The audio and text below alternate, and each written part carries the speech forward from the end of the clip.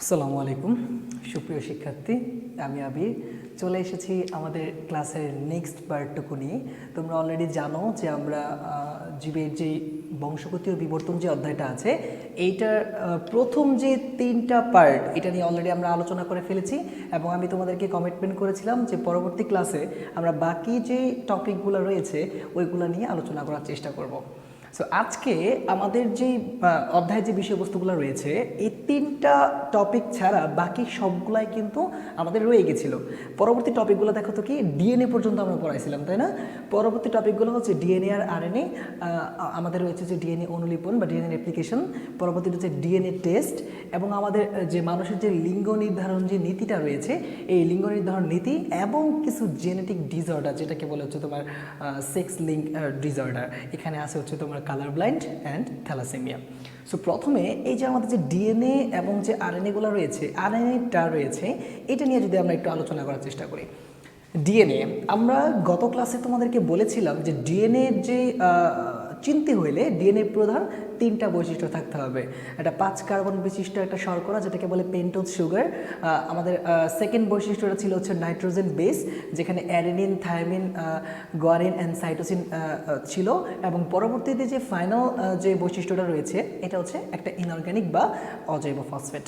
এখন এই যে 5 কার্বন বিশিষ্ট শর্করা ছিল, আমরা বলেছিলাম এই আরএনএ এবং ডিএনএর মধ্যে যে বেসিক ডিফারেন্সটা আছে, the difference between DNA and RNA is one nitrogen base, that is একটা ইউরাসিল চলে আসবে আরএনএর ক্ষেত্রে, সাইটোসিনের জায়গায় আরএনএর ক্ষেত্রে একটা ইউরাসিল চলে আসবে। কেমনে? তার আগে আমরা এটা দেখার আগে আমরা দেখবো যে স্ট্রাকচারটার মধ্যে কি চেঞ্জটা চলে আসে। সো লেটস সি আমাদের ডিএনএর ক্ষেত্রে কি হবে। আমরা বলছিলাম যে ডিএনএ একটা 5 কার্বন বিশিষ্ট একটা শর্করা থাকবে যেটাকে পেন্টোজ সুগার বলে। যেহেতু 5টা কার্বন, সো 5টা কার্বনকে এবার আমরা অন্যভাবে একটু চেষ্টা করি। তো এই যে একটা কার্বন, 2টা, 3টা, 4টা, এই 5টা, তাই না? আমরা জানি একটা কার্বনের কয়টা হাত থাকে তোমরা বলো তো? তোমরা খুব ভালো করে জানো, আমাদের যে রাজু স্যারের তোমাদেরকে অবশ্যই কেমিস্ট্রির মধ্যে এই জিনিসটা পড়িয়েছে যে একটা কার্বনের 4টা হাত থাকে। কয়টা হাত? 4টা, তাই না? সো একটা কার্বনের 4টা হাত থাকতে হলে তুমি যদি 4টা হাতকে ফিল আপ করার চেষ্টা করো এই যে এভাবে, লাস্টের যে কার্বনটা এখানে তুমি লিখবা হচ্ছে CH2OH, এখানে লিখবা O, এই পাশের সবগুলা H। কিভাবে? H H H H, আর বাকি যে সাইডটা আছে এটাকে লিখবো হচ্ছে আমরা OH OH OH। সেম যদি আরেকটা স্ট্রাকচার আমরা এভাবে আঁকাইতে চাই, কীভাবে আঁকাবো? এই যে 1টা, 2টা, 3টা, 4টা, এই 5টা, তাই না? এই 5টা কার্বন আমরা লিখলাম, এই যে পেন্টোজ সুগার 5 কার্বনের শর্করা। সো লাস্টের যেটা বেসিক্যালি এটা আমরা অবশ্যই লিখে দিব CH2OH। এবার কার্বনের হাতগুলো তুমি দিয়ে দাও, দিয়ে দিলাম, ওকে। পরবর্তীতে এইখানে তুমি লিখবো হচ্ছে সবগুলোতে হচ্ছে OH, আগে Hটা লিখি, H H H H, দেখো এখানে লিখবো হচ্ছে OH H। আচ্ছা, কোন চেঞ্জ দেখতে পারতেছি কি আমরা? দেখো তো ব্যাপারটা, এখানে কি কোনো চেঞ্জ আসছে কিনা? প্রথম স্ট্রাকচার আর দ্বিতীয় স্ট্রাকচারের মধ্যে কি বেসিক্স আর কি চেঞ্জটা আসছে একটু ভালো করে দেখো। তোমরা যদি একটু লক্ষ্য করে দেখো দেখতে পাবা এই যে দ্বিতীয় কার্বনের যে ওএইচটা আছে এখানে, এখানে কি দ্বিতীয় কার্বনের ওএইচটা আছে? একটু দেখো তো, এখানে কিন্তু সেটা এইচ হয়ে গেছে। ব্যাপারটা কি বোঝাচ্ছেন স্যার? খুব ভালো করে বুঝবা।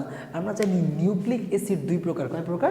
2 প্রকার। একটা ডিএনএ বা ডিঅক্সিরাইবো নিউক্লিক অ্যাসিড, আর আছে আরএনএ যেটাকে বলা হচ্ছে রাইবোস নিউক্লিক অ্যাসিড। সো এইখানে যে ডিএনএ আরএনএটা আছে তোমাকে ভালো করে বুঝতে হবে যে ডিএনএর মধ্যে দ্বিতীয় নাম্বার কার্বনে অক্সিজেনের বিলুপ্তি হয়। তার মানে আমরা বলতে পারি এই যে স্ট্রাকচারটা এটা হচ্ছে ডিএনএ স্ট্রাকচার, আর এই যে স্ট্রাকচারটা এটাকে হচ্ছে কি আরএনএ স্ট্রাকচার। আমরা প্রথম 3টা টপিক কিন্তু শেষ করে দিয়েছিলাম, জীবের বংশগতি, ক্রোমোজোম এবং ডিএনএ।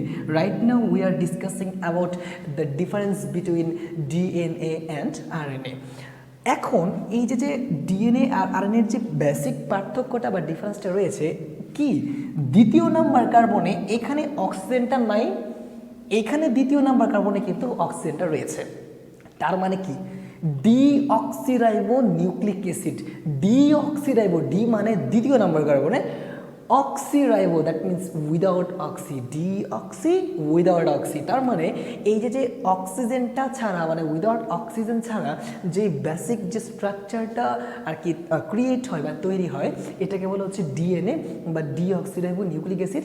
আর এই যে স্ট্রাকচারটার মধ্যে যে অক্সিজেন থেকে যায় এটাকে বলা হচ্ছে আমাদের রাইবো নিউক্লিক অ্যাসিড। তার মানে আমরা বুঝতে পারলাম হচ্ছে কি ডিএনএ এবং আরএনএর মধ্যে যে পার্থক্যগুলো রয়েছে নর্মালি স্ট্রাকচার দেখে চিহ্নিত করার জন্য যে মানে পার্থক্যটা আছে এটা তোমরা এখান থেকে যদি দেখো তোমরা বুঝতে পেরে যাবা। পরবর্তী টপিকটা আমাদের কি রয়েছে, আমাদের হচ্ছে ডিএনএ অনলিপন বা replication. So what about the DNA replication, এটা বুঝতে পেরেছি না? ডিএনএ রেপ্লিকেশনের ক্ষেত্রে লক্ষণীয় হচ্ছে আমরা জানি ডিএনএর যে স্ট্রাকচারটা কীরকম হয়, দ্বিসূত্রক পেঁচানো সিঁড়ির মতো। এটা আমরা জানি না যে পেঁচানো সিঁড়ির মতো করে যে ডিএনএ স্ট্রাকচারটা ছিল কিভাবে ছিল। এই যে একটা স্ট্রাকচার যদি আমি আঁকাই,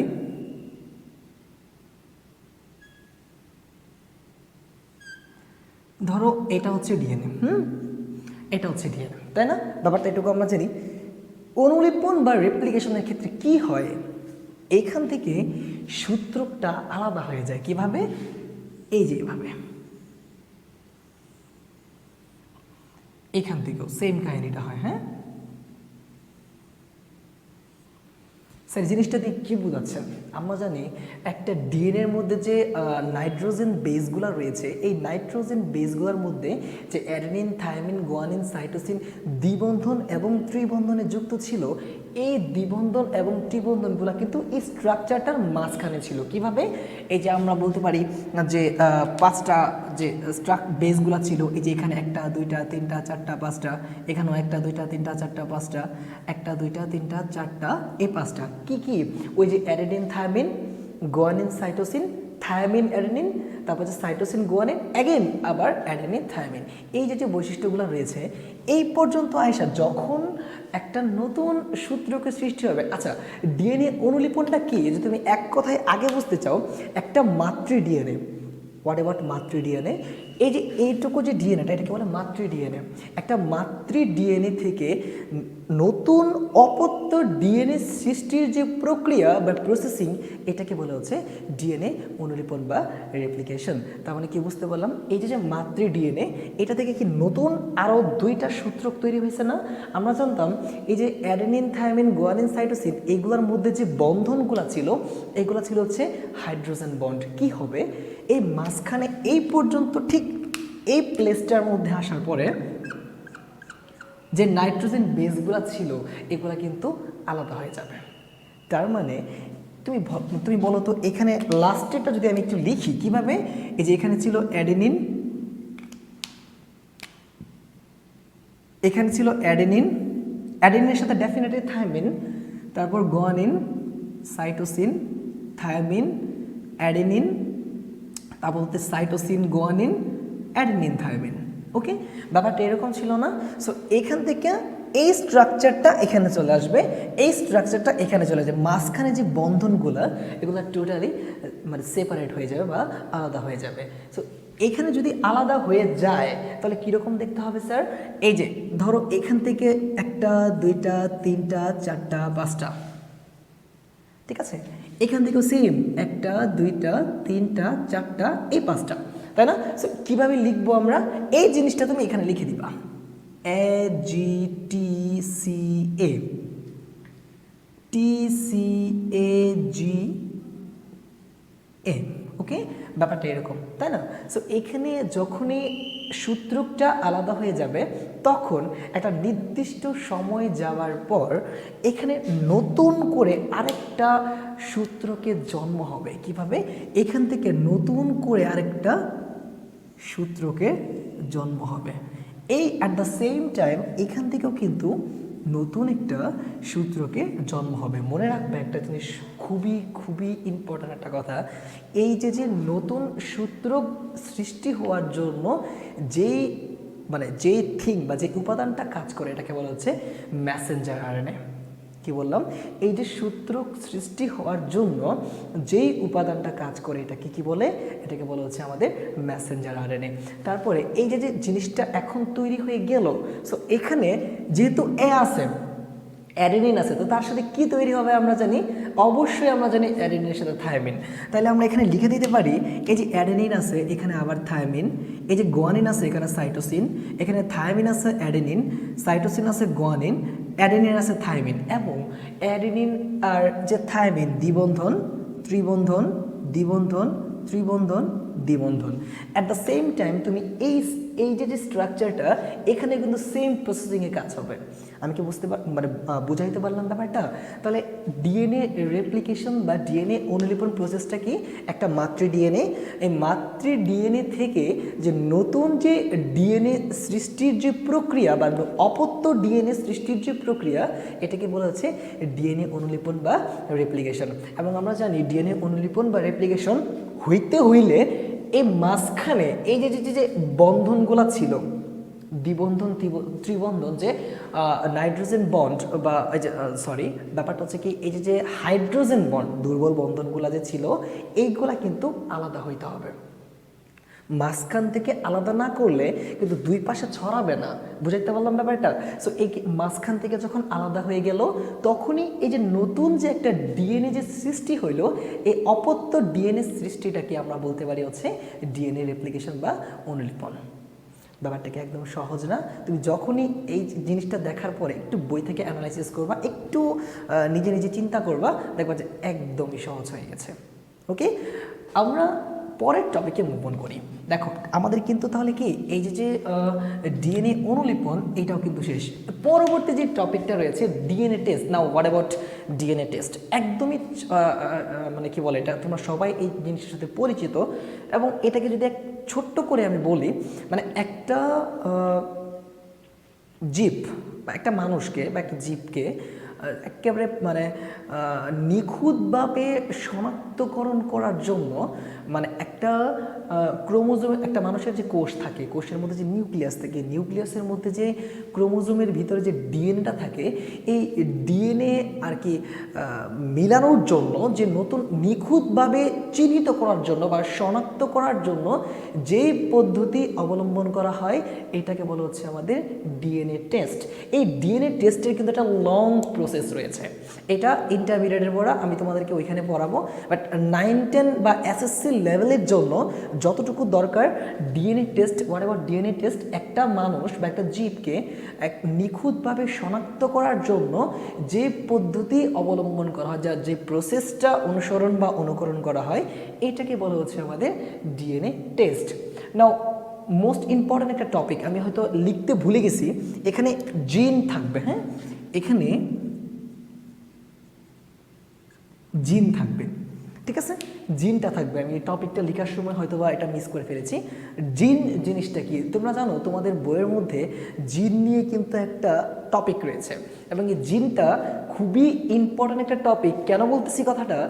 জিন নিয়ে কিন্তু মানে জিন তত্ত্ব নিয়ে অ্যাকচুয়ালি ইন্টারমিডিয়েটের সেকেন্ড পেপারের 11তম যে অধ্যায়টা জিন তত্ত্ব ও বিবর্তন, এই সম্পূর্ণ একটা চ্যাপ্টার হয়ে গেছে। তার মানে কি বুঝতে পারলাম? তোমাদের এই যে 12তম অধ্যায়ের যে জিনের যে টপিকটুকু রয়েছে, এই জিনের টপিক দিয়ে কিন্তু ইন্টারমিডিয়েট সেকেন্ড বা জুলজি ডিপার্টমেন্টে আমাদের যে 11তম যে অধ্যায়টা আছে জিন তত্ত্ব বিবর্তন, এটা নিয়ে কিন্তু একটা সুন্দর করে মানে একটা অধ্যায় ক্রিয়েট হয়ে গেছে। তার মানে কি বুঝতে পারলাম আমরা বুঝতে পারলাম যে জিনের যে ব্যাপারটা হয়েছে, এই জিনটা নিয়ে যদি আমরা একটু আলোচনা করি, হোয়াট অ্যাবাউট জিন, একটু যদি আলোচনা করার চেষ্টা করি। আচ্ছা, সো আমরা লিখি জিন জিনিসটা কি। হ্যাঁ, তোমরা কি জানো জিন জিনিসটা কি? মনে আছে গত ক্লাসে যে আমরা পড়াইছিলাম? মনে আছে? আমরা বলছিলাম একটা কোষের মধ্যে নিউক্লিয়াস থাকবে, একটা নিউক্লিয়াসের মধ্যে ক্রোমোজোম থাকবে, ক্রোমোজোমের মধ্যে কি থাকবে বলো? ক্রোমোজোমের মধ্যে থাকবে হচ্ছে ডিএনএ, এবং ডিএনএর নির্দিষ্ট খণ্ডকৃত অংশের নাম জিন। কীরকম? এই যে আমাদের যে ডিএনএটা ছিল, তাই না? এই যে ডিএনএ, ধরো suppose this is one kind of DNA, anything else. আচ্ছা, ডিএনএ জিনটা বলার আগে তোমাকে আরএনএর কিছু কথা বলে নিই। আরএনএ যে ব্যাপারটা রয়েছে মনে রাখবা, রাইবো নিউক্লিক অ্যাসিডের কিন্তু কয়েকটা প্রকরণ রয়েছে। আমরা বলতে পারি দেয়ার আর 5 টাইপস অফ আরএনএ। এখানে তোমার আরএনএর কথা বলতে গেলে তোমাকে বলতে হবে যে Messenger RNA, transfer RNA, genetic RNA, minor RNA, এই যে এরকম করে 5টা, সর্বমোট 5টা আরএনএর যে টাইপস রয়ে গেছে। ডিএনএর একটাই টাইপ, দ্যাট ইজ ডিএনএ। আরএনএর 5টা টাইপস হয়ে থাকে। আচ্ছা, আমরা ওই যে একটু আগে যে বলছিলাম যে আমাদের যে ডিএনএ রেপ্লিকেশনের ক্ষেত্রে নতুন যে ডিএনএ বা অপত্য ডিএনএ সৃষ্টির জন্য যেই উপাদানটা দায়ী, এটা হচ্ছে মেসেঞ্জার আরএনএ। ওকে, জিনিসগুলো খুব সূক্ষ্মভাবে মনে রাখার চেষ্টা করবা। আচ্ছা, ব্যাক টু দ্য জিনে ফিরে আসি আমরা। সো এই যে ডিএনএর কি বললাম, যে নির্দিষ্ট খণ্ডকৃত অংশের নাম কি? এই নির্দিষ্ট খণ্ডকৃত যে অংশটা, এইটাই হচ্ছে জিন। ওকে, সো জিন কথাটা কেন বলতেছেন স্যার? তোমরা জিন কথাটা শুনলেই একটা বৈজ্ঞানিক নাম অটোমেটিক্যালি তোমাকে মাথায় নিতে হবে, সেটা হচ্ছে দ্য ফাদার অফ জেনেটিক্স বা জিনতত্ত্বের জনক বা প্রবক্তা।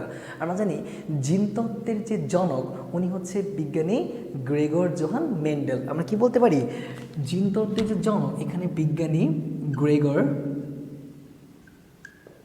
Johann Mendel.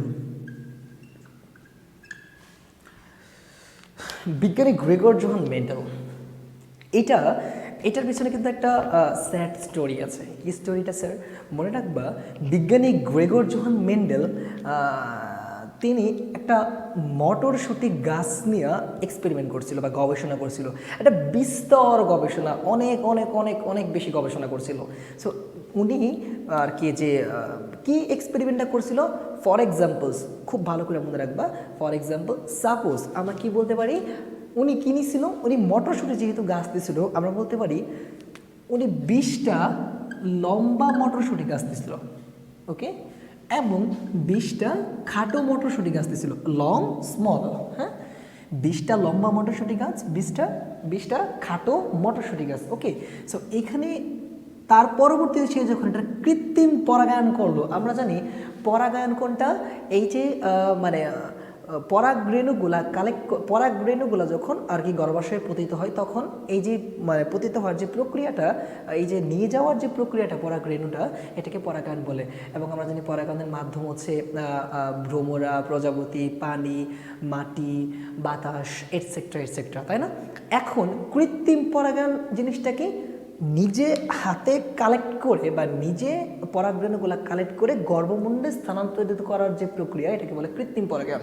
তার মানে এই যে গ্রেগর জোহান মেন্ডেল উনি কি করেছিল, উনি করেছিল হচ্ছে ব্যাপারটা নিজে পরাগরেণুগুলা কালেক্ট করে পরবর্তীতে সে এই গর্ভমুণ্ডে স্থানান্তরিত করছিল। তার মানে এই যে ধরো 20টা লম্বা মটরশুঁটি গাছ এবং 20টা খাটো মটরশুঁটি গাছের মধ্যে যখন সে কৃত্রিম পরাগায়ন করলো, তখন ধরো যে 40টা চারা গাছ আসছে, এই সবগুলাই লম্বা। স্যার এটা কি বলতেছেন? আপনি তো 20টা লম্বা মটরশুঁটি গাছ দিয়েছেন, 20টা খাটো মটরশুঁটি গাছ দিয়েছেন, তাহলে 40টা লম্বা কেন হইতে যাবে? এখানে খাটো গাছগুলা কোথায়? বিগ কোয়েশ্চেন, এরকম না? মনে রাখবা, এই জিনিসটাই মেন্ডেল বোঝানোর চেষ্টা করছে। দ্যাট মিনস এই যে খাটো যে মটরশুঁটি গাছগুলা রয়েছে, খাটো বৈশিষ্ট্য প্রদানে মানে কোনো না কোনো কিছু আছে যেটা খাটো বৈশিষ্ট্য প্রদানে বাধা দিতেছে, সেটার নাম দিছিল। সেটার নাম দিছিল কি জানো? সেটার নাম দিছিল হচ্ছে প্রচ্ছন্ন। তার মানে বৈশিষ্ট্য প্রকাশে বাধা পাইলে সে হচ্ছে কি প্রচ্ছন্ন। অ্যাগেন একটু অপোজিটে চিন্তা করো, বিপরীতে চিন্তা করো, যে এই যে 20টা লম্বা, তার মানে 40টাই তো লম্বা হয়েছে, তার মানে এমন একটা কিছু আছে যেটা লম্বা বৈশিষ্ট্য প্রদানে সাহায্য করতেছে বা বৈশিষ্ট্য প্রকাশ করাইতেছে। সো এই যে বৈশিষ্ট্য যে প্রকাশ করাচ্ছে, এইটার জন্য যে জিনটা দায়ী, এইটাকে সে বলতেছে কি, এটাকে বলতেছে হচ্ছে প্রকট জিন। তার মানে দুইটা নাম আমরা পাইলাম ইন্ডিভিজুয়ালি। প্রচ্ছন্ন মানে কি, বৈশিষ্ট্য প্রকাশ পায় না, আর প্রকট মানে কি বৈশিষ্ট্য প্রকাশ পায়। এখন যদি আসে যে প্রকট ও প্রচ্ছন্ন এই দুইটার মধ্যে কি তফাৎ, তোমরা কি পারবা না ব্যাপারটা? বৈশিষ্ট্য প্রকাশ পেলে হচ্ছে প্রকট, আর বৈশিষ্ট্য না প্রকাশ না পাইলে প্রচ্ছন্ন, একেবারেই সিম্পল। আচ্ছা, সো এইটুকু হচ্ছে নর্মালি ওনার এক্সপেরিমেন্ট। পরবর্তীতে সে এটা যখন স্বীকৃতি আর কি তোমার কি বলে প্রস্তাব করছিল, তখন তার এই প্রস্তাবটা স্বীকৃতি পায় নাই। মনে রাখবা সে 1884 সালে সে মারা যায়। 1884 সালে সে মারা যায়, এবং তার মারা যাওয়ার ঠিক 16 বছর পর, কত বছর পর? ঠিক 16 বছর পর, অ্যাবাউট 1900 সালের দিকে তিনটা পৃথক দেশের বিজ্ঞানী, জার্মানি, অস্ট্রিয়া, নেদারল্যান্ডস। এখানে একটা বিষয় মনে রাখবা, অস্ট্রিয়া মানে 2 নাম্বার যে দেশটা বললাম অস্ট্রিয়া, নট অস্ট্রেলিয়া। অস্ট্রিয়া কিন্তু একটা দেশের নাম আছে, হ্যাঁ। জার্মানি, অস্ট্রিয়া আর যে নেদারল্যান্ডস, এই যে তিনটা পৃথক দেশের বিজ্ঞানী একই সময়ে ধরো একই জিনিস নিয়ে গবেষণা করা শুরু করছে, ঠিক আছে। পরবর্তীতে ওনারা যেটা দেখলো যে মেন্ডেল সাহেব যে এই যে এত 16 বছর আগে, মানে 16 বছর আগে তো সে মারা যায়, তার মানে আবিষ্কারটা তো অবশ্যই তার মারা যাওয়ার আগে বা এক্সপেরিমেন্টটা তো মারা যাওয়ার আগে করছে। তো এই যে এত বছর আগে যে মেন্ডেল যে এক্সপেরিমেন্টটা শো করছিল, মানে প্রস্তাব করছিল, এটা অ্যাকচুয়ালি একটা সঠিক প্রস্তাবনা ছিল, ঠিক আছে। এই পরবর্তীতে ওনারা তিনজনই যেহেতু তোমার স্বীকৃতি পাওয়ার জন্য, মনে রাখবে স্বীকৃতি পাওয়ার জন্য কোথায় একটা জায়গায় গিয়েছিল, এই জায়গাটার নাম হচ্ছে RSL, that means royal society of London, ঠিক আছে। রয়্যাল সোসাইটি অফ লন্ডনে যখন গিয়েছিল তখন সে এখানে যায় দেখে মেন্ডেল সাহেবের প্রস্তাবনাটা অলরেডি দেয়া আছে। তাই ওনারা তখন এই গ্রেগর জোহান মেন্ডেলকেই জিনতত্ত্বের জনক, দ্য ফাদার অফ মানে জেনেটিক্স বা জিনতত্ত্বের জনক উপাধি দিয়ে ভূষিত করেন। এখন ওনার যে এক্সপেরিমেন্টটা, এটা পরীক্ষায় কেমনে আসবে, পরীক্ষা এটা তো আমরা বুঝলাম যে ওনার লাইফ স্টোরি, তাই না? সো এই যে পরীক্ষায় যদি আসে, তুমি কিভাবে লিখবা এক্সপেরিমেন্টটা? লেটস সি কিভাবে আমরা লিখতে পারি জিনিসটা। আমরা যদি একটু পরীক্ষার আঙ্গিকে লেখার চেষ্টা করি, the experiment of Mendel's law বা the deviation of Mendel's law, কিভাবে? প্রথমে আমরা লিখবো হচ্ছে পিতামাতা,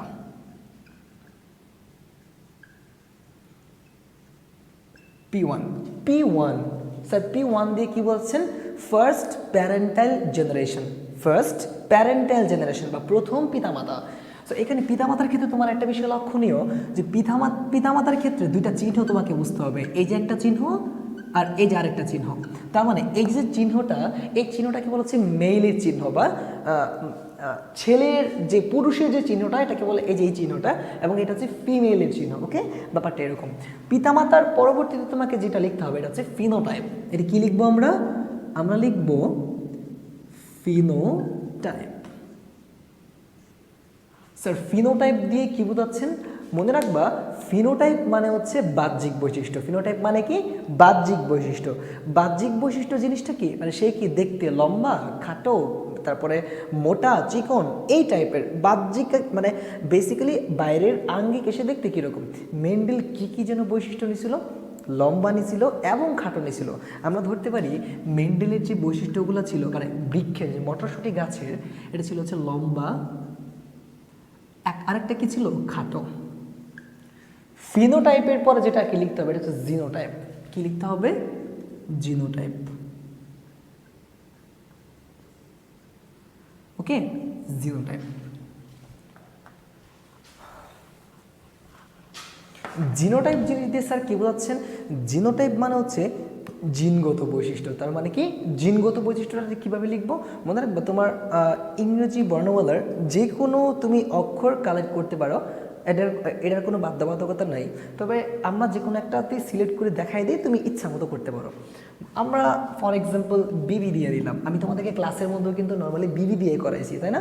তো এটার জন্য তোমাদের কি আরেকটু সহজ হবে। সেম জিনিসটা তোমরা যদি পাও, নতুন যারা এখানে অনলাইনে ক্লাস দেখতেছো তারা অবশ্যই তোমাদের মতো করে যে কোনো একটা চাইলে নিতে পারো।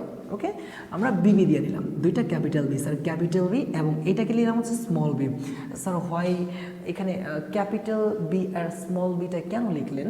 মনে রাখবা প্রকট মানে প্রকট যে জিনিসটা আমরা লম্বাটা তো প্রকট তাই না, সো প্রকট জিনটাকে বোঝানোর জন্য আমরা ক্যাপিটাল লেটার ইউজ করছি এবং মানে কি বলে এটাকে প্রচ্ছন্ন জিনটাকে বোঝানোর জন্য আমরা স্মল লেটার ইউজ করছি। পরবর্তী যে কাজ এটাকে লিখতে হবে আমরা লিখবো হচ্ছে গ্যামেট। আমরা কি লিখবো?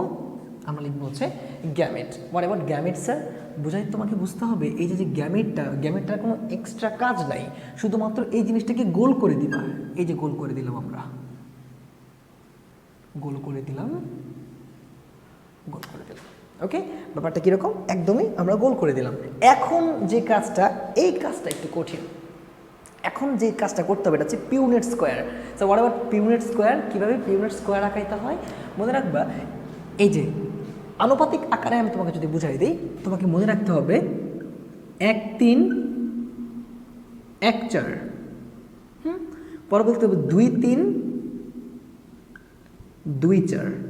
এই জিনিসটা মনে রাখবা। কিভাবে দেখো, এটা 1, এটা 2, এটা 3, এটা 4। আমরা লিখব 1 3, আমরা লিখব 1 4, আমরা লিখব 2 3 2 4। ব্যাপারটা কি বোঝা গেছে? এমনভাবে পিউনেট স্কোয়ারটা আঁকাবা যেন এই কর্নার, এই কর্নার, এই কর্নার অ্যান্ড এই কর্নার একটা সরল রেখা বরাবর থাকে, যেন তুমি নিচে যে গ্যামেটগুলো লিখবা এই গ্যামেটগুলো যেন সুন্দর করে লেখা যেতে পারে। তার মানে আমরা কি লিখলাম, সবগুলোতে একটাই হবে। আমি তোমাকে মিলায় দেখাই দিচ্ছি। এই যে এই বিটা কই গেছে? স্মল বিতে না? আমরা লিখতে পারি ক্যাপিটাল বি স্মল বি। এই বিটা স্মল বিতে গেছে capital B small B, same দুইটা ওইটাও এরকম হবে। এখানে কিন্তু তুমি লিখতে পারো capital B small B and last one capital B small B. এটা আমাদের লাগবে না। খুব ভালো করে বোঝার চেষ্টা করো। এই যে capital B small B, capital B small B আমরা লিখলাম, স্যার দুইটা ক্যাপিটাল বি থাকলে হচ্ছে লম্বা, দুইটা স্মল বি থাকলে হচ্ছে খাটো। তাহলে একটা স্মল বি একটা ক্যাপিটাল বি থাকলে আমরা কি লিখতে পারি বলো তো? কি লিখতে পারি? এখানে তোমাকে বুঝাইতে মানে বুঝতে হবে এই যে ক্যাপিটাল বিটা রয়েছে, এই যে ক্যাপিটাল বি এবং স্মল বি দুইটা যে একসাথে আছে, এখানে প্রকট কে? এখানে প্রকট হচ্ছে ক্যাপিটাল বি।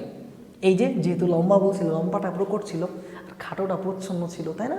সো মনে রাখবা এই যে এখানে যে বৈশিষ্ট্যটা, তুমি এখানে অবশ্যই যে প্রচ্ছন্ন জিনটা আছে মনে রাখবা এটা বৈশিষ্ট্য প্রকাশ পাবে না। প্রচ্ছন্ন জিনটা হচ্ছে খাটো, তার মানে এখানে ছেলে এবং মেয়ে, ছেলে ক্যাপিটাল বি, মেয়ে স্মল বি, ছেলে এবং মেয়ে উভয়ই আছে না? এই জন্য তুমি শঙ্কর কথাটা উল্লেখ করবা, শঙ্কর কথাটা উল্লেখ করবা। এবং এখানে কোন বৈশিষ্ট্যটা প্রকাশ পাবে বলো তো? লম্বা না খাটো? অবশ্যই লম্বা, কেননা এখানে প্রকট জিনটা লম্বা, তার মানে আমরা বলতে পারি শঙ্কর লম্বা। স্যার প্রকট জিনটা কেন লম্বা হইলে মনে রাখবা এখানে প্রচ্ছন্ন জিনটা উপস্থিত থাকা সত্ত্বেও প্রকট বৈশিষ্ট্যটাই প্রকাশ পাবে। প্রকট বৈশিষ্ট্যটা কে? এখানে লম্বা। সেম এখানেও কি ক্যাপিটাল বি স্মল বি না? আমরা লিখতে পারি শঙ্কর লম্বা, এখানেও লিখতে পারি আমরা শঙ্কর লম্বা, এখানেও লম্বা। মানে এক কথায় এই বৈশিষ্ট্যটা হচ্ছে লম্বা। শঙ্কর কথাটা উল্লেখ করার মানেটা হচ্ছে এখানে ছেলে এবং মেয়ে উভয়ই উপস্থিত আছে। এইটুকু কি আমরা বুঝতে পারলাম? এইটা হচ্ছে অর্ধেক হয়ে গেল আমাদের। সো প্রথম বংশধরের ক্ষেত্রে আমরা লিখতে পারি এখানে আমরা লিখবো হচ্ছে F1 যৌন। স্যার F1 দিয়ে কি বোঝাচ্ছেন? F1 মানে হচ্ছে ফার্স্ট ফিলিয়াল জেনারেশন, P1 হচ্ছে ফার্স্ট প্যারেন্টাল জেনারেশন, F1 হচ্ছে first filial generation. First filial দিয়ে বোঝাচ্ছে হচ্ছে প্রথম বংশধর, আর ফার্স্ট প্যারেন্টাল দিয়ে তোমাকে বোঝানো হচ্ছে প্রথম পিতামাতা। ওকে, এটা প্রথম পিতামাতা, এটা প্রথম বংশধর। মেন্ডেল কি করছে? মেন্ডেল এই যে এখানেই তো তোমার মেল ফিমেল দুটি আছে, তাই না? এখানে মেলও আছে ফিমেলও আছে, সব জায়গায় কি মেল ফিমেল দুটো আছে না? এখন এইটার মধ্যেও আবার কৃত্রিম পরাগায়ন করছে। বিষয়টা বুঝো, এখানে মেল এবং ফিমেলের দ্বারা এগুলা মানে চারা গাছগুলা তৈরি হয়েছে। এটা তো অবশ্যই গাছ, চারা গাছগুলা তৈরি হয়েছে। এখন এইখানেও কি male female both are present না? ব্যাপারটা এরকম না? তো এখানে যেহেতু মেল এবং ফিমেল উভয়ই উপস্থিত আছে, ওইটার মধ্যেও মেন্ডেলে কৃত্রিম পরাগায়ন করছিল। এই কৃত্রিম পরাগায়ন করার পরবর্তীতে কি হয়েছিল অ্যাকচুয়ালি? আমি তো নিচে লিখার আর জায়গা নাই, হয়তো বা নিচে যেটুকু জায়গা আছে ওইটুকুর মধ্যে হবে না। নিচে এইভাবেই লিখবা, এই যে উপরে যেভাবে আমরা লিখছি না, তুমি এখান থেকে এইটার পরে এখানে লিখবা হচ্ছে পিতামাতা, পিতামাতা, এখানে লিখবা হচ্ছে P2, পরবর্তীতে লিখবা হচ্ছে ফিনোটাইপ, পরবর্তীতে লিখবা জিনোটাইপ, তার পরবর্তীতে গ্যামেট। আমি আর লিখলাম না, আমি মুছে দিলাম জাস্ট, ওকে, আমি এইটুক মুছে দিলাম। এইটুক কিন্তু তুমি নিচে সাজাবা, এই যে আমরা যেরকম নিচে সাজাইছি না, এরকম করে তুমি নিচে সাজাবা, ওকে। আচ্ছা, এখানে ধরো নিচে আমরা এই জিনিসটুকু লিখলাম, এখানে চিহ্নটাও দিয়ে দিবা পিতামাতার ক্ষেত্রে। আচ্ছা, এখন এটা কি, এটা অবশ্যই P2 লিখবা, যেহেতু এটা প্রথম বংশধর থেকে যে তারা পিতামাতা আসে, তারা দ্বিতীয় পিতামাতা, তার মানে এটাকে আমরা বলতে পারি হচ্ছে সেকেন্ড প্যারেন্টাল জেনারেশন, ওকে। পরবর্তীতে এটার ফিনোটাইপটা কি হবে? আচ্ছা, ফিনোটাইপটা যেন কি স্যার? ফিনোটাইপটা মানে হচ্ছে বাহ্যিক বৈশিষ্ট্য। প্রথম বংশধররা কিন্তু এবার পিতামাতা, প্রথম বংশধরের বাহ্যিক বৈশিষ্ট্য কি ছিল? তারা ছিল লম্বা, তাই না? তো তারা এখানে তুমি লিখতে পারো হচ্ছে লম্বা। শঙ্করটা চাইলেও দিতে পারো, ডাজন্ট ম্যাটার, তুমি এখানে লিখতে পারো মাতারাও যে ছিল বা মা যে ছিল সেও কি লম্বা, ওকে। সো তাদের জিনোটাইপটা কি ছিল মনে করো তো? তাদের জিনোটাইপটা একটু আগে আমরা এখানে বের করছি। কি ছিল তাদের জিনোটাইপটা? তাদের জিনটা ছিল একটা ক্যাপিটাল বি আর একটা স্মল বি। সো এখানে আমরা এটাকে কপি করে দেব, আমরা লিখবো হচ্ছে একটা ক্যাপিটাল বি একটা স্মল বি, একটা ক্যাপিটাল বি একটা স্মল বি। গ্যামিটের কাজ যেন কি শুধুমাত্র গোল করে দেওয়া। তারপর আমি লিখতে পারি এই যে একটা ক্যাপিটাল বি একটা স্মল বি, একটা ক্যাপিটাল বি একটা স্মল বি। এখন দুইটা উপায় তুমি করতে পারো, তুমি আবার চাইলে পিউনিট স্কোয়ার করতে পারো এবং আরেকটা বক্স আকারে করতে পারো, এটাকে চেকার বক্স বলে বা চেকার মানে যে বক্সটা রয়েছে তুমি এটা দিয়ে চাইলেও করতে পারো। সো যেহেতু আমরা একবার পিউনিট স্কোয়ার দিয়ে দেখাই দিছি, আমি চাইলে এখানেও এটা করতে পারতাম, বাট চেকার বক্সটা দিয়ে তোমাকে নতুন করে আরেকবার দেখাই দিয়েছি যেন দুইটা নিয়মই তোমার জানা থাকে, ওকে। সো লেটস সি আমরা চেকার বক্সটা কীভাবে আঁকবো। আমরা চেকার বক্সটা আঁকবো হচ্ছে এই যে এইভাবে, হ্যাঁ, একটা বক্স তুমি আঁকাইলা, তাই না?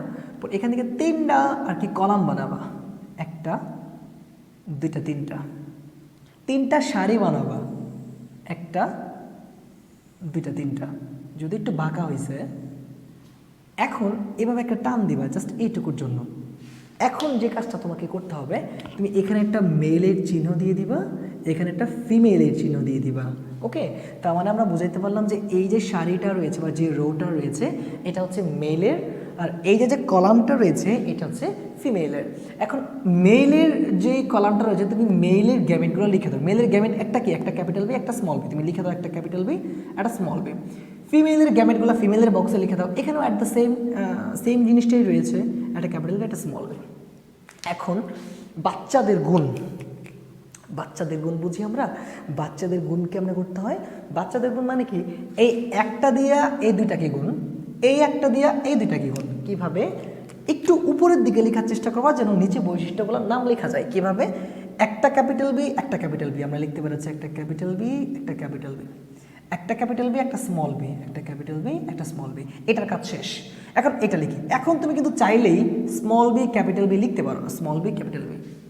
মনে রাখবা স্মল বি ক্যাপিটাল বিটা কখনোই লেখা যাবে না, কারণ স্মল বিটা হচ্ছে প্রচ্ছন্ন, আর আমরা জানি প্রকটটা সবসময় আগে লিখতে হয়, বা প্রকট বৈশিষ্ট্যটা যেহেতু প্রকাশ পায় তার মানে তোমাকে প্রকটটা লিখতে হবে। তুমি কি লিখবা?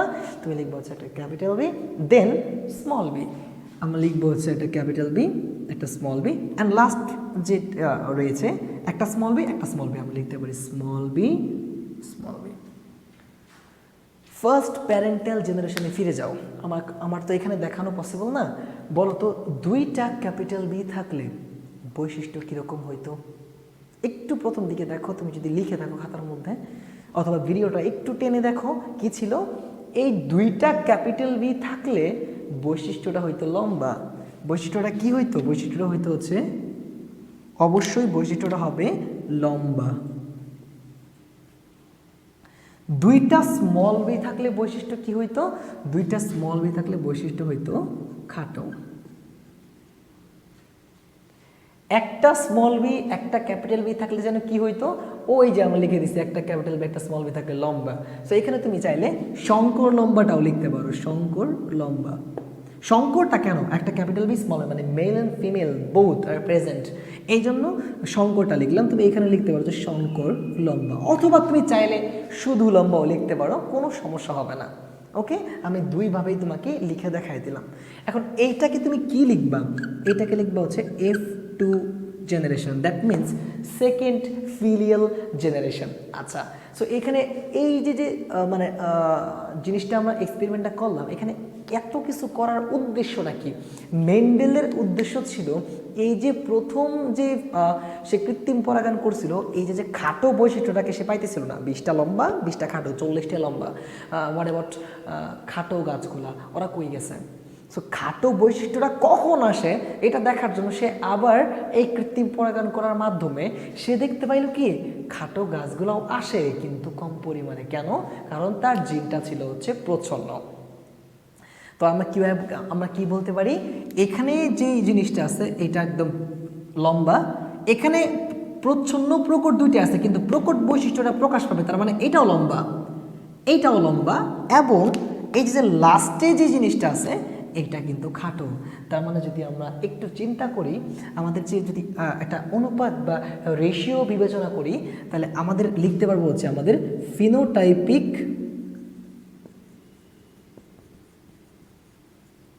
অনুপাত, বা এটা আমরা বলতে পারছি ফিনোটাইপিক প্রোডাকশন, পিপি। ঠিক আছে, পিপি, ফিনোটাইপিক প্রোডাকশন। পিপি মানে কিন্তু পেছন পাকামো না, হ্যাঁ, ফিনোটাইপিক প্রোডাকশন।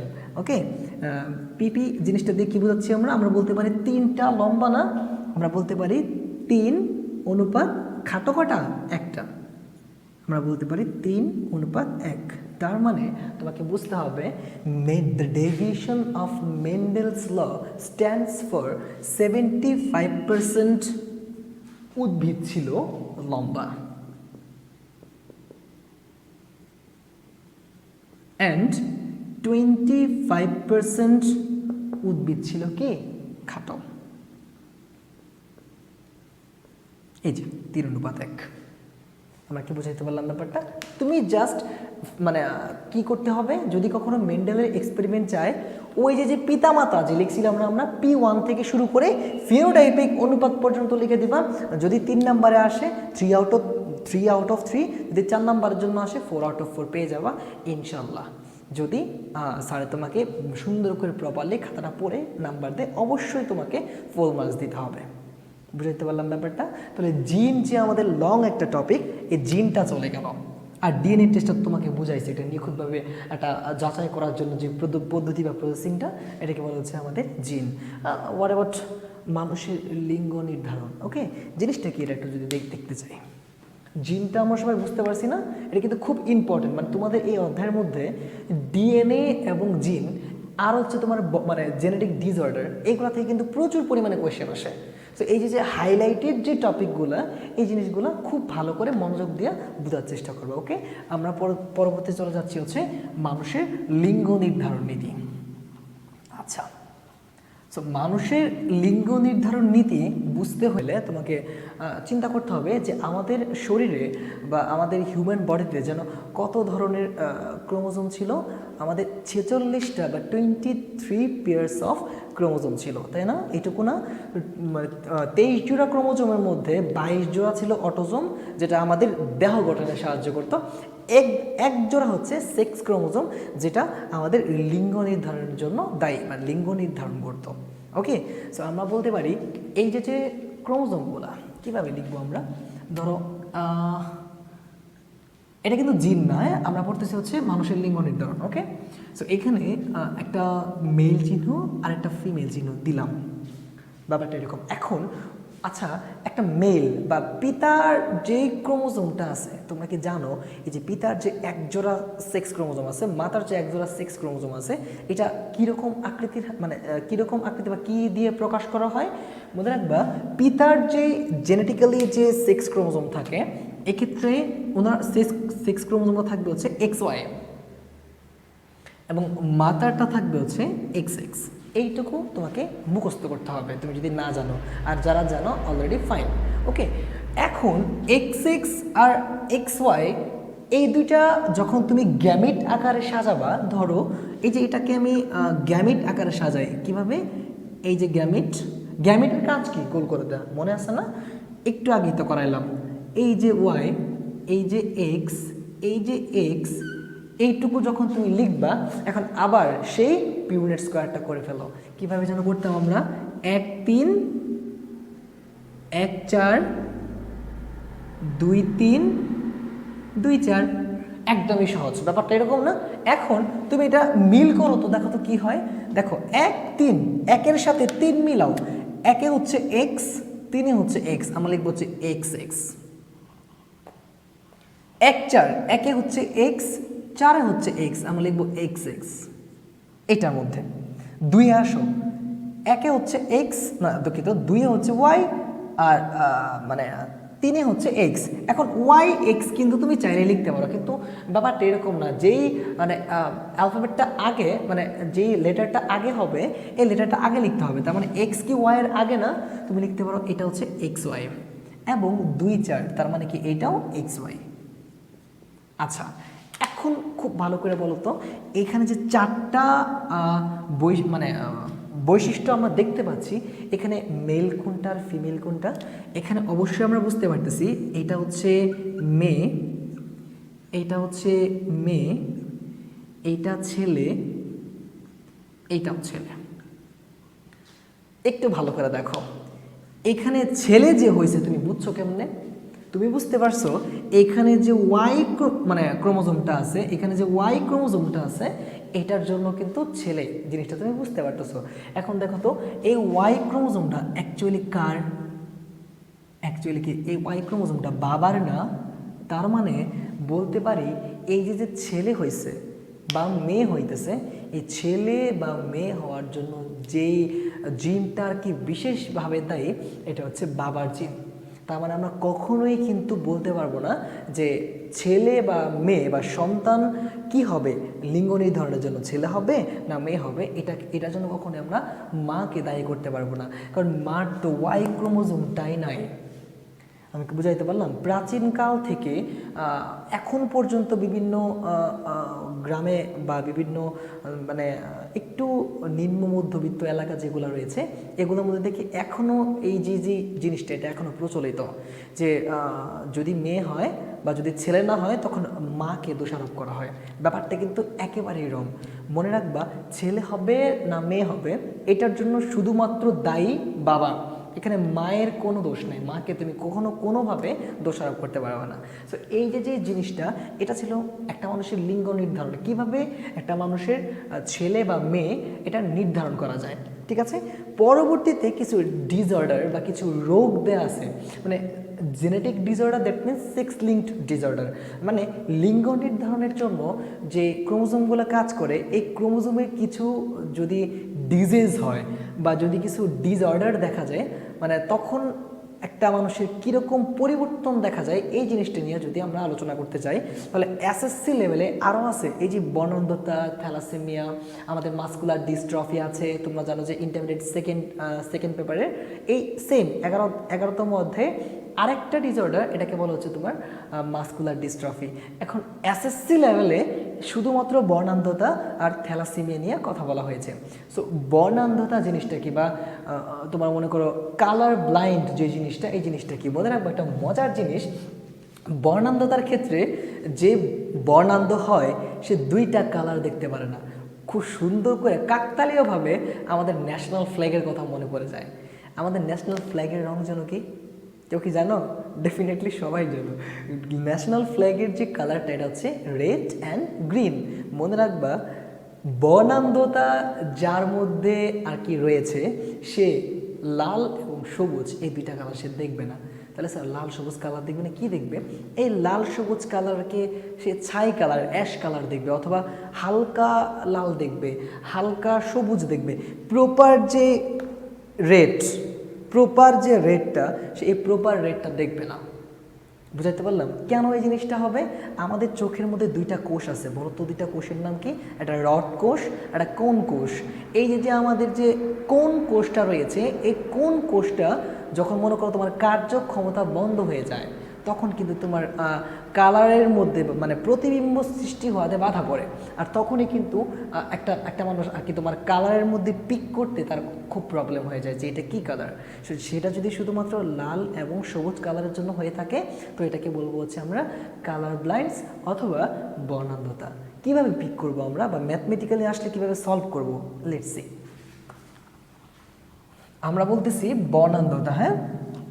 সো বর্ণান্ধতার ক্ষেত্রে কি হয় মূলত, দেখো আমরা জানি বাবার জিন যেন কোনটা, বাবার জিন হচ্ছে এক্স ওয়াই, মায়ের জিন যেন কোনটা এক্স এক্স।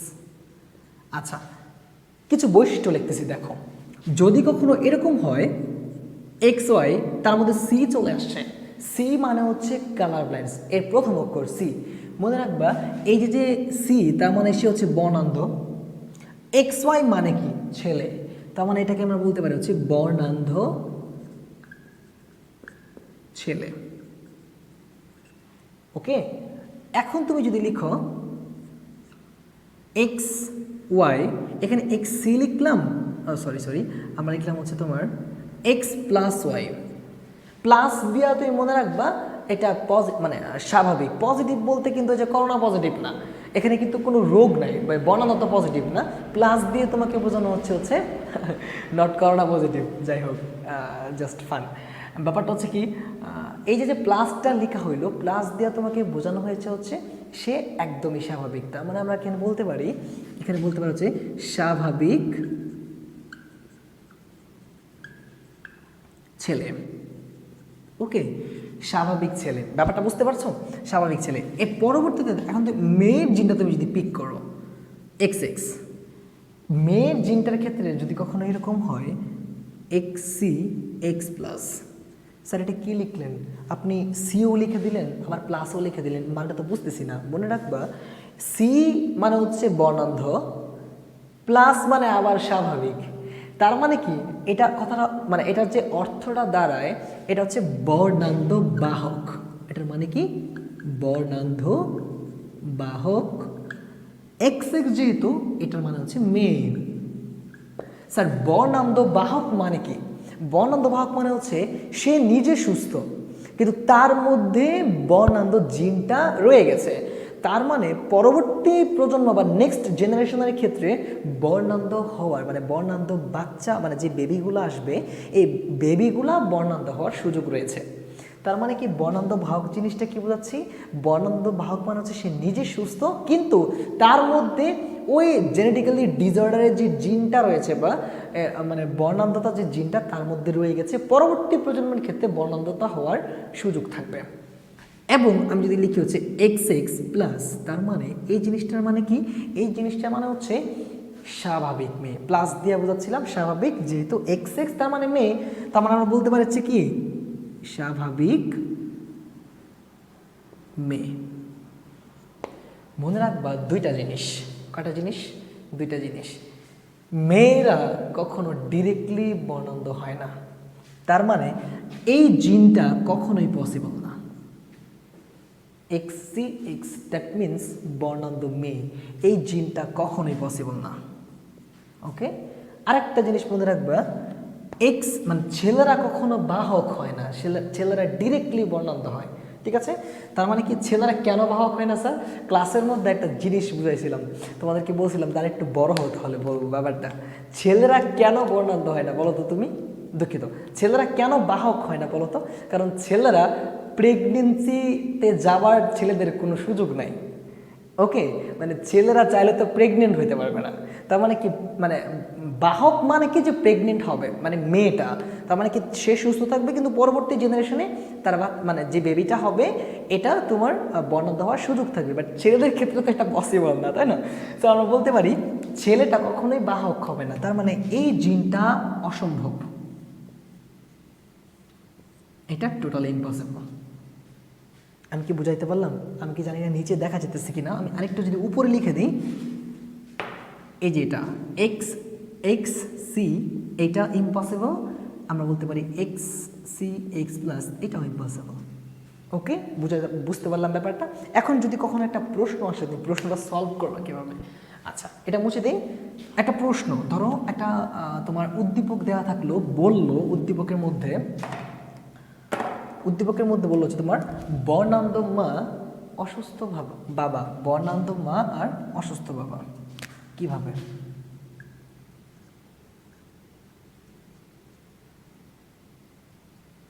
বর্ণান্ধ ব্যাপারটা কি ছিল জানো?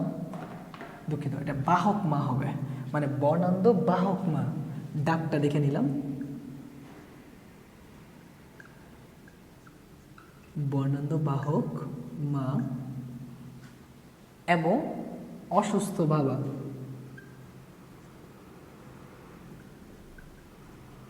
অসুস্থ বাবা। আচ্ছা, বর্ণান্ধ বাহক মা আর অসুস্থ বাবার ক্ষেত্রে কি হবে, মানে তাদের মধ্যে যদি বিয়ে হয়, এই যে এই দুইটা মানুষের মধ্যে যখন যদি বিয়ে হয়, পরবর্তীতে তাদের যে সন্তান সন্ততিতে কীরকম প্রভাব পড়বে, লেটস সি। আমরা কিভাবে দেখব? আমরা দেখব হচ্ছে আগে বাবারটা আগে লিখি, হ্যাঁ।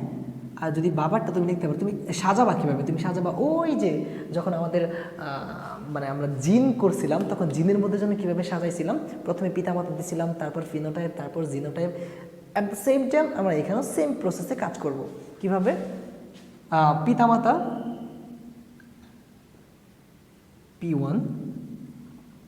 P1 না, এখানে যেহেতু একটা পিতামাতার কথাই বলছে, এখানে সেকেন্ড জেনারেশন আসবে না, তার মানে পি লিখতে পারো তুমি, প্যারেন্টস। এখানে হবে হচ্ছে মেল, এখানে হবে হচ্ছে ফিমেল। লিখবো হচ্ছে ফিনোটাইপ, পিতামাতার পরে হয় হচ্ছে ফিনোটাইপ। ফিনোটাইপ মানে কি? বাহ্যিক বৈশিষ্ট্য, সে দেখতে সে কীরকম। পিতার বাহ্যিক বৈশিষ্ট্যটা হচ্ছে সে অসুস্থ, সে কি? অসুস্থ। অসুস্থ বাবা লেখার দরকার নেই, কারণ যেহেতু এটা মেল, এটা মানে বাবাই বোঝাচ্ছে, শুধু অসুস্থরা লিখলে হবে। আর এখানে মা লেখার দরকার নাই, তুমি শুধুমাত্র লিখবো হচ্ছে কি বর্ণান্ধ বাহক। বুঝতে পারলাম এইটুকু। পরবর্তীতে আমরা কি লিখবো? আমরা লিখবো হচ্ছে গ্যামেট। সরি, আমরা লিখবো হচ্ছে জিনোটাইপ, একটু মিস করে গেলাম। আমরা লিখবো হচ্ছে জিনোটাইপ। ফিনোটাইপের পরে যেন কি হয়? ফিনোটাইপের পরে হচ্ছে আমাদের জিনোটাইপ, তাই না? সো আমরা লিখবো হচ্ছে কি জিনোটাইপ। ওকে, আমরা জিনোটাইপ লিখবো। পরবর্তীতে জিনোটাইপ যেন কি? তার বৈশিষ্ট্য। এখন অসুস্থ বাবা, আগে তুমি বাবার জিনটা লিখো। বাবার জিন কি? XY, তাই না? XY লিখে দিলাম। মায়ের জিনটা কি? লিখে দাও XX। এখন তুমি বসায় দাও অসুস্থ, তার মানে কি? শুধুমাত্র সি ইউজ হবে, কালার ব্লাইন্ডস ইউজ হবে, এই যে অসুস্থ। ওকে, আর বর্ণান্ধ বাহক তার মানে কি? একটা সি একটা প্লাস। কিভাবে জানো? একটা সি একটা প্লাস। ওকে, এইটুকু কি বুঝতে পারছি? পরবর্তীতে গ্যামিট লিখে দিব আমরা। গ্যামিটের কাজ যেন কি? কোনো কাজ নাই, শুধুমাত্র গুল করে দেওয়া। এই সিটা যাবে এক্সের উপরে, ওয়াইয়ের উপরে কিছুই নাই, খালি থাকবে। এই সিটা যাবে এক্সের উপরে, এই প্লাসটা যাবে এক্সের উপরে। বুঝতে পারলাম? এখন তুমি যে কাজটা করবা, পিউনেট স্কোয়ার করবা। সো পিউনেট স্কোয়ার যেন কি? আগের মতোই সেম প্রসেস করে ফেলো। আমরা জানি 1 3 1 4 2 3 2 4। বুঝতে পারলাম ব্যাপারটা? 1 3 1 4 2 3 2 4। এখন যে জিনিসটা তুমি করবা, এখন সুন্দর করে তুমি জিনিসটা মিলাবা, যে 1 3 1 4 মধ্যে কি হয়? এক্স এক্স সি, ব্যাপারটা এরকম হবে।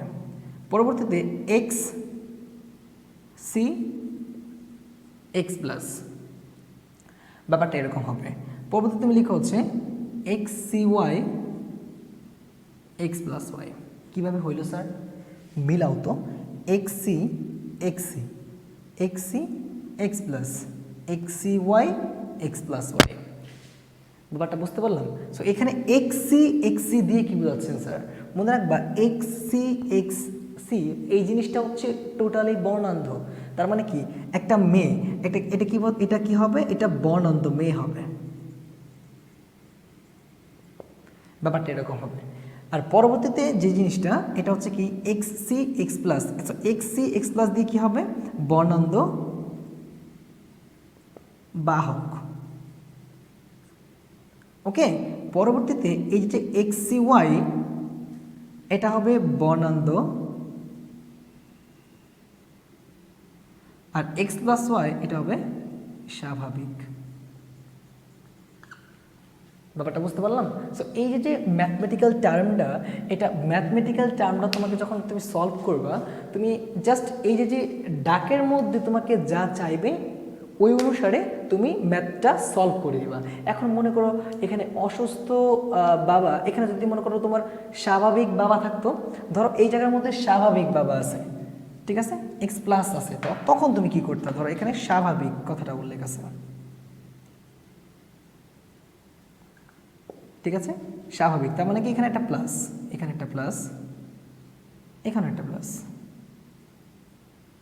আর সব ঠিক থাকবে। ব্যাপারটা এরকম, বর্ণান্ধ বাহক, এখানে একটা প্লাস, হ্যাঁ এখানে একটা প্লাস। আচ্ছা, কেন এই জিনিসটা কি হয়েছে স্যার? জাস্ট চেঞ্জ করে আসছে, এই চেঞ্জটা হচ্ছে স্বাভাবিক বাবা, আগে অসুস্থ বাবা ছিল, এখন ব্যাপারটা আসছে কি স্বাভাবিক। এখন কি আসছে ব্যাপারটা? স্বাভাবিক।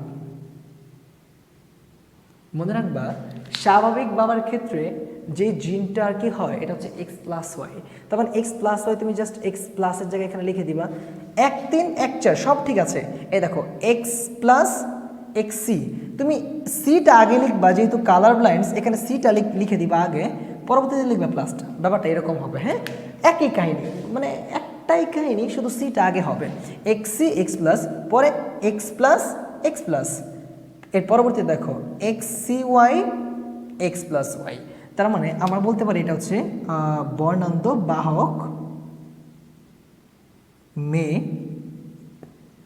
এটা বর্ণান্ধ বাহক মেয়ে, এটা বর্ণান্ধ ছেলে, এটা স্বাভাবিক ছেলে। ব্যাপারটা কি বুঝতে পারলাম?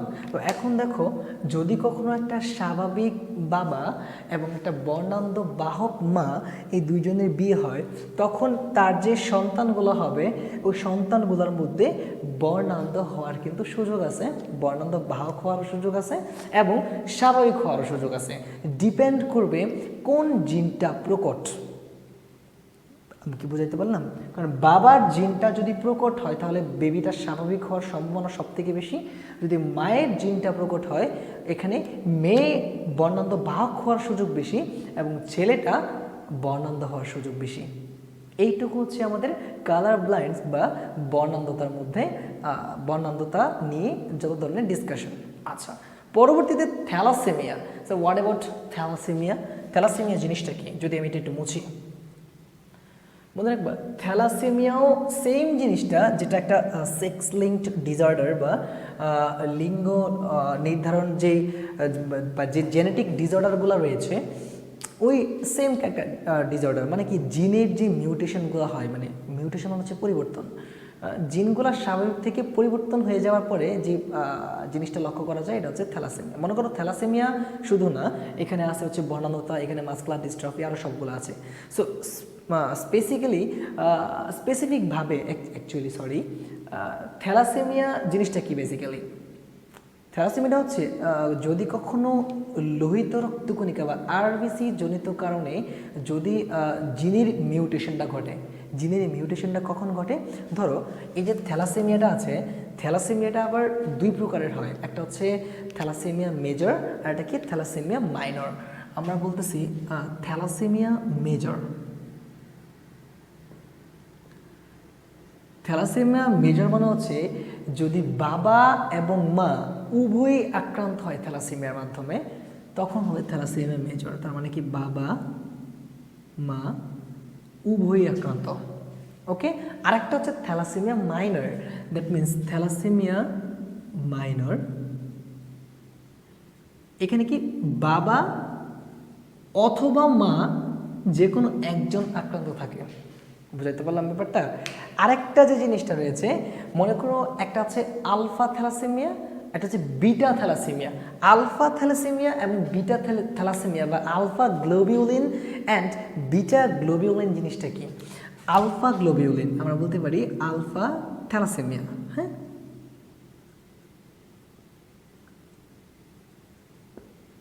যদি কখনো এরকম হয় যে আলফা থ্যালাসেমিয়াটার ক্ষেত্রে যদি আলফা গ্লোবিউলিন যে প্রকরণটা রয়েছে এইটা যদি না থাকে, তার মানে কি বলতে পারি আমরা?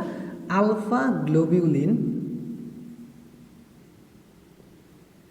যদি না থাকে, মানে আলফা গ্লোবিউলিন যুক্ত যে জিনটা আছে এটা যদি না থাকে, হ্যাঁ, আর হচ্ছে বিটা থ্যালাসেমিয়া,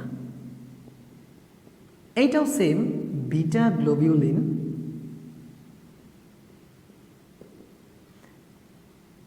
যদি না থাকে। ব্যাপারটাকে বিটা থ্যালাসেমিয়া বা বিটা গ্লোবিউলিন জনিত যে জিনটা রয়েছে ওইটা যদি অনুপস্থিত থাকে তখন যে জিনিসটা ক্রিয়েট হয় এটা হচ্ছে বিটা থ্যালাসেমিয়া। সো এক্ষেত্রে তোমাকে বুঝতে হবে যে এক্ষেত্রে বাংলাদেশের প্রেক্ষাপটে যদিও জেনেটিক্যালি ডিসঅর্ডার যে রোগগুলো রয়েছে এই রোগগুলা যদিও একটু আর কি বর্ণান্ধতা যে রোগটা এটা যদিও একটু কম দেখা যায়, বাট থ্যালাসেমিয়াটা কিন্তু যখন শিশুর ক্ষেত্রে হয় তখন কিন্তু অ্যাকচুয়ালি খুবই কষ্টকর একটা কষ্টদায়ক একটা ব্যাপার, যে একটা শিশুর মধ্যে জিনিসটা আর কি প্রথম থেকেই কাজ করা শুরু করে দেয়। বাট এই যেটা আমাদের যে কালার ব্লাইন্ডনেস বা এই যে তোমাকে বর্ণান্ধতা যে রোগটা রয়েছে এইটা বাংলাদেশের প্রেক্ষাপটে নর্মালি আর কি স্বাভাবিকভাবে কম, ঠিক আছে। তারপরেও আমাদের বিয়ে করার আগে অবশ্যই ব্লাড গ্রুপ এবং বর্ণান্ধতা যে ব্যাপারটা এটা চেক করে নেওয়া উচিত। তোমাদেরকে ক্লাসে আমি সবসময় এই জিনিসটা বলি। আচ্ছা, সো এই যে এতক্ষণ যে জিনিসগুলো আমরা আলোচনা করলাম এই সবগুলা জিনিসই কিন্তু আমাদের অধ্যায়ের স্পেসিফিক যতগুলা ব্যাখ্যা ছিল তোমাদেরকে মানে বোঝানোর চেষ্টা করেছি। তুমি প্রত্যেকটা টপিক সুন্দর করে এক্সট্রা মানে আলাদা আলাদা করে সুন্দর করে তুমি বুঝে নিবা এবং যতবার না বুঝবা ততবার এই জিনিসটা ঘুরে ঘুরে দেখবা জিনিসটা কি বলা হয়েছে, টপিকটা মূলত কি। এভাবে যখন তুমি নিজে নিজে অ্যানালাইসিস করবা দেখবা এই জিনিসটা থেকে সম্পূর্ণ যে অধ্যায়টা আছে মানে টোটাল যে চ্যাপ্টারটা রয়েছে সম্পূর্ণ তোমার ক্লিয়ার হয়ে যাবে। আর আমরা জানি 12তম অধ্যায় কিন্তু এটা খুবই ইম্পর্টেন্ট একটা অধ্যায়। এই অধ্যায় থেকে একটা সৃজনশীল কমন থাকবে। যেহেতু তোমার সৃজনশীল কমন থাকবে তো তুমি যদি এটা কমপ্লিট করে ফেলো তাহলে তো মানে একদমই সহজ হয়ে গেল না অন্যান্যগুলো থেকে। চেষ্টা করব তোমাদের যে বাকি চ্যাপ্টারগুলো রয়েছে ওইগুলো সিকোয়েন্টলি আপলোড করার জন্য, ঠিক আছে। আর তোমরা জানো, তোমরা আমাকে অনেকে বলেছো যে ইন্টারমিডিয়েট যে চ্যাপ্টারগুলো রয়েছে এগুলোকে আপলোড করা যায় কিনা। অবশ্যই আমি আপলোড করব।